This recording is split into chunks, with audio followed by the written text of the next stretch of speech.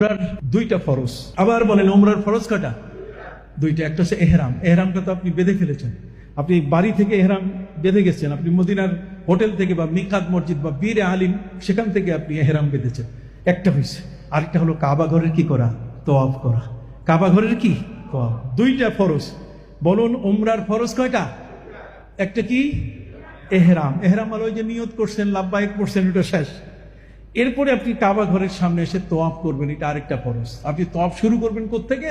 তওয়াফ শুরু করবেন কাবা ঘরের যে কর্নারে সবুজ বাতি জ্বলতেছে, কাবা ঘরের কর্নার যেটাতে হাজরে আসওয়াদ পাথর আছে, এর চারটা কর্নার। এই চারটা কর্নারের মধ্যে একটা কর্নার যেখানে কি আছে?